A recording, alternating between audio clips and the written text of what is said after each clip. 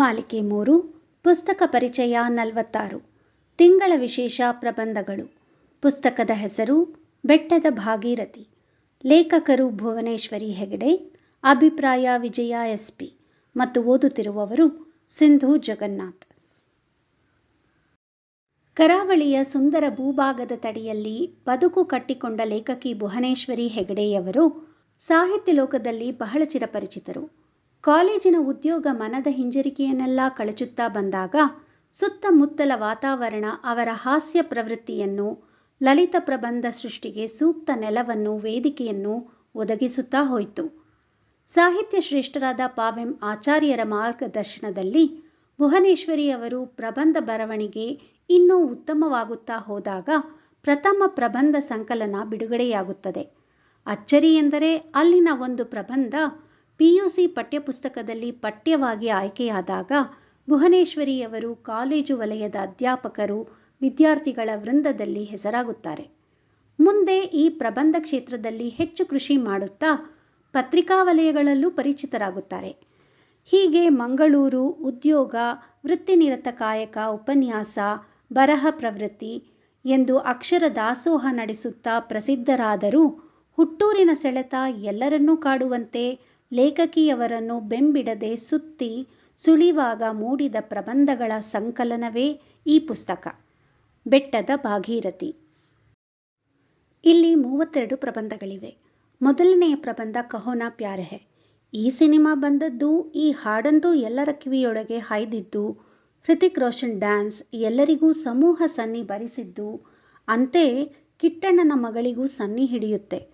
Cassette ತರದಿದ್ದರೆ ಊಟ ಮಾಡೋಲ್ಲ ಅಂತ ಸತ್ಯಾಗ್ರಹ ಹೂಡಿದ ಮುದ್ದು ಮಗಳ ಆಸೆಯನ್ನು ಅಪ್ಪ ಪೂರೈಸುತ್ತಾನೆ. ಆದರೆ ಅಂದಿನಿಂದ ಸೂರು ಕಿತ್ತು ಹೋಗುವಂತೆ ಜೋರಾಗಿ ಹಾಕಿದ ಹಾಡಿನ ಸನ್ನಿ ಇಡೀ ಅಪಾರ್ಟ್ಮೆಂಟ್ ಫ್ಲ್ಯಾಟ್ಗಳಿಗೂ ವ್ಯಾಪಿಸುತ್ತದೆ. ಈಗ ಎಲ್ಲರ ಮನೆಯ ಚಿಲ್ಲರೆಗಳದ್ದು ಸತ್ಯಾಗ್ರಹ, ಕ್ಯಾಸೆಟ್ನ ಪ್ರವೇಶ. ತತ್ಫಲ ಬಿಲ್ಡಿಂಗ್ ಕಿತ್ತು ಹೋಗುವಂತೆ ಎಗರುತ್ತಿದ್ದ ಹಾಡಿನ ಗಲಾಟೆಗೆ ಎದುರು ಮನೆ ಹುಡುಗರು ಓದಿಗೆ ಅಡಚಣೆಯಾಯಿತೆಂದು ಕಂಪ್ಲೇಂಟ್ ಹಿಡಿದು ಬಂದಾಗ ಕಿಟ್ಟಣ್ಣನ ಪಾಡು. ಮೇಷ್ಟ್ರು ಕಂಡ ಅವಾಂತರಗಳು. ಅರ್ಥಶಾಸ್ತ್ರದ ಉಪಾಧ್ಯಾಯಿನಿಯಾಗಿ ದಶದಿಕ್ಕುಗಳಲ್ಲಿ ಎಲ್ಲಿಯಾದರೂ ಸರಿ ಒಂದು ಕೆಲಸ ಸಿಕ್ಕರೆ ಸಾಕು ಎಂದು ಅರ್ಜಿ ಗುಜರಾಯಿಸಿದ ಹೆಣ್ಣಿಗೆ ಹಳ್ಳಿಯ ಒಂದು ಜೂನಿಯರ್ ಕಾಲೇಜಿನಲ್ಲಿ ಕೆಲಸ ಸಿಗುತ್ತದೆ. ಅಲ್ಲಿಯ ವಾತಾವರಣ, ಇರುವ 3 ಮತ್ತೊಂದು ವಿದ್ಯಾರ್ಥಿಗಳು, ಶಿಸ್ತು, ಸ್ವಚ್ಛತೆ ಏನೂ ಇಲ್ಲದೆ ಬರುತ್ತಿದ್ದವರಿಗೆ ಕೊಡಬೇಕಾದ ಪ್ರಾಥಮಿಕ ಪಾಠಗಳು, ಉಪನ್ಯಾಸಗಳು ಓದುಗರಿಗೆ ಮಜಾ ಕೊಡುತ್ತದೆ.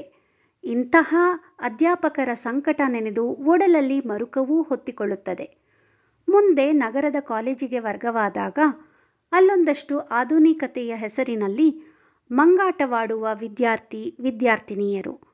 ಕಾಲೇಜಿನ ಟ್ರಿಪ್ನಲ್ಲಿ ಎದುರಾಗುವ ಇಕ್ಕಟ್ಟಿನ ಪ್ರಸಂಗಗಳು ಓದುಗರಿಗೆ ಸಣ್ಣಗಿನ ತಿಳಿ ಹಾಸ್ಯಭರಿತ ಖುಷಿ ಕೊಡುತ್ತದೆ. ಇನ್ನು ಈ ಪುಸ್ತಕದ ಶೀರ್ಷಿಕೆಯ ಪ್ರಬಂಧ ಬೆಟ್ಟದ ಭಾಗೀರಥಿ. ಅದೆಷ್ಟು ಹೃದ್ಯವಾದ, ಸುಲಲಿತವಾದ ಪ್ರಬಂಧವಾಗಿದೆ ಎಂದರೆ ಓದುತ್ತಾ ನಾವು ಆ ಜಾಗದಲ್ಲಿ ಅಡ್ಡಾಡುತ್ತೇವೆ. ಯಾವುದೇ ಹೆಸರಿಲ್ಲದ ಅಜ್ಞಾತವಾಗಿದ್ದ ತಣ್ಣಗಿನ ಹಳ್ಳಿ ಮಾದಲಜಡ್ಡು. ವಾರಕ್ಕೊಮ್ಮೆ ಬರುವ ಪೋಸ್ಟ್ಮ್ಯಾನ್ ಜಗತ್ತಿನ ಅಷ್ಟೋ ಇಷ್ಟೋ ಸಂಗತಿ ಹೇಳುವುದು ಬಿಟ್ಟರೆ TV, ಪತ್ರಿಕೆ ಗೊತ್ತಿಲ್ಲದ ಹಳ್ಳಿಯ ಪಾಲಿಗೆ ಮಾಧ್ಯಮ ಎಂದರೆ ಹಳ್ಳಿಗ ರಂಗಣ್ಣ ಮಾತ್ರ, ಊರೂರು ಸುತ್ತಿ ಬರುವವ. ಇನ್ನು ಊರವರಿಗೆಲ್ಲ ಸಂಪರ್ಕ ಸೇತು ಆಪ್ತ ಹುಡುಗನೆಂದರೆ ದನ ಕಾಯುವವ. ತುಳಸಿ ಹಬ್ಬ ಬಂದಿತ್ತು. ಹಬ್ಬಕ್ಕೆ ಹೂಕೋಲು ತರಲು ಹೆಂಗಳೆಯರ ದಂಡು ಬೆಟ್ಟ ಹತ್ತಿತ್ತು. ಹತ್ತಿದ ಅರ್ಧ ಗಂಟೆಯಲ್ಲಿಯೇ ಹೆಂಗಳೆಯರ ಜೋರು ಕೂಗಾಟ ಕೇಳಿಸುತ್ತೆ. ಬೆದರಿದ ಹಳ್ಳಿ ಜನ ಜಮಾಯಿಸಿದಾಗ ತಿಳಿದಿದ್ದು, ನಂದಿ ಮರದ ಬುಡದಲ್ಲಿ ಸಣ್ಣದೊಂದು ಗುಂಡೆಯಲಷ್ಟು ನೀರು ನಿಂತಿದೆ. ತಗೊಳ್ಳಿ, ಇದುವರೆಗೆ ತಣ್ಣಗಿದ್ದ ಹಳ್ಳಿ ಬಿಸಿ ಬಿಸಿಯಾಗಿ ಅಕ್ಕಪಕ್ಕದ ಕಿವಿಬಾಯಿಗಳನ್ನು ತಲುಪುತ್ತಾ ಇಲ್ಲಿಯ ರಂಗಣ್ಣನೆಂಬ ಏಕಜೀವಿ ಮಾಧ್ಯಮದ ಮೂಲಕ ಭಾಗೀರಥಿ ಪ್ರತ್ಯಕ್ಷವಾಗಿದ್ದಾಳೆ ಎಂದು ಅಲ್ಲಿಂದ ನಿಜವಾದ ಮಾಧ್ಯಮಗಳನ್ನು ತಲುಪಿದ ಸುದ್ದಿಗೆ ರೆಕ್ಕೆ, ಬಾಲ, ಪುಕ್ಕ ಎಲ್ಲ ಅಗಾಧವಾಗಿ ಬೆಳೆಯುತ್ತಾ ಹಳ್ಳಿ ಹೊರಗಿನ ವಿರಾಟ ರೂಪಕ್ಕೆ ಅಡಿಪಾಯ ಹಾಕಲು ಪುಟಿದು ನಿಲ್ಲುತ್ತೆ.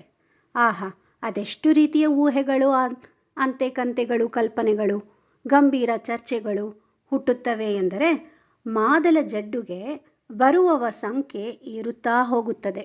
ದೇವರೇ ಈ ಹಳ್ಳಿಯನ್ನು ಕಾಪಾಡಪ್ಪ ಎಂದು ಮೂಲ ಹಿರಿಯ ಅಲವತ್ತುಕೊಂಡರೂ ಇದು ಭೂತಳದ ಒಂದು ಸಣ್ಣ ಬುಗ್ಗೆ ಎಂದು ಭೂಗರ್ಭಶಾಸ್ತ್ರಜ್ಞರು ಹೇಳಿದರೂ ಕೆಟ್ಟ ಕುತೂಹಲದ ಮನುಷ್ಯ ಸೊಪ್ಪು ಹಾಕುವುದಿಲ್ಲ. ಹೀಗೆ ಮಾದಲ ಜಡ್ಡು ಹಾಟ್ ಕೇಕ್ನಂತೆ ಎಲ್ಲರನ್ನೂ ತನ್ನೆತ್ತ ಕೇಂದ್ರೀಕರಿಸಿಕೊಂಡು ಸೆಳೆಯುತ್ತಿರುವಾಗಲೇ ಆ ಮರದ ಬುಡದಲ್ಲಿ ಭೂಪದರದ ಮೇಲ್ಮೈಯಿನ ಹೆಚ್ಚಿನ ನೀರು ಖಾಲಿಯಾಗಿ ದಿಢೀರ್ ಪ್ರತ್ಯಕ್ಷವಾಗಿದ್ದ ಭಾಗೀರಥಿ ಬಂದಂತೆ ಕಣ್ಮರೆಯಾದಾಗ ರಂಗಣ್ಣ ಸುಮ್ಮನಿರಲಾದೀತಾ? ಮುಂದೇನಾಯಿತು? ಇಂತಹವೇ ಬಹಳಷ್ಟು ಪ್ರಬಂಧಗಳನ್ನು ತಿಳಿಹಾಸ್ಯ, ಸದಭಿರುಚಿವಾಸವ, ಸರಾಗವಾಗಿ ಬೆಳೆಯುತ್ತಾ ಹೋಗುವ ಪ್ರಬಂಧದ ವಸ್ತು, ಒಂದಿಷ್ಟು ವೈಚಾರಿಕತೆ, ಪರಿಸರ ಪ್ರಜ್ಞೆ ಇವುಗಳಿಂದ ಸಮೃದ್ಧಿಯಾಗಿ ಸಲೀಸಾಗಿ ಓದುಗರನ್ನು ತನ್ನ ತೆಕ್ಕೆಯಲ್ಲಿ ಹಿಡಿದಿಟ್ಟುಕೊಳ್ಳುತ್ತವೆ. ಬಹಳಷ್ಟು ಪ್ರಬಂಧಗಳು ನಾವು ನೋಡಿದ್ದೇ, ಕೇಳಿದ್ದೇ, ಅನುಭವಿಸಿದ್ದೇ ಆಗಿದ್ದರೂ ಕೂಡ ಅದರ ಬಗ್ಗೆ ಹೀಗೆಲ್ಲ ಯೋಚಿಸಬಹುದಾ ಎನ್ನುವುದು ಇಲ್ಲಿ ಪ್ರತಿ ಪ್ರಬಂಧದಲ್ಲಿನ ನಮಗೆ ವಿಸ್ಮಯ ಮೂಡಿಸುವಂತಹ ಸಂಗತಿ. ಇಂತಹ ಲಘುವಾದ ಓದು ನಮ್ಮ ದೈನಂದಿನ ಬದುಕಿನ ಜಂಜಡ, ಏಕತಾನತೆ, ಒತ್ತಡಗಳನ್ನೆಲ್ಲ ಹಗುರವಾಗಿಸುತ್ತಾ, ಆಮೋದ ತುಂಬುತ್ತಾ, ಗಳಿಗಳಿಗೆ ಹದ ಒದಗಿಸುತ್ತಾ ಹೋಗುವ ಅನುಭವವನ್ನು ನಾವು ಪಡೆಯಬೇಕೆಂದರೆ ಭುವನೇಶ್ವರಿ ಹೆಗಡೆಯ ಲಲಿತ ಪ್ರಬಂಧಗಳನ್ನು ಒಮ್ಮೆ ಓದಬೇಕು. ನೀವು ಓದಿ ಆನಂದಿಸಿ.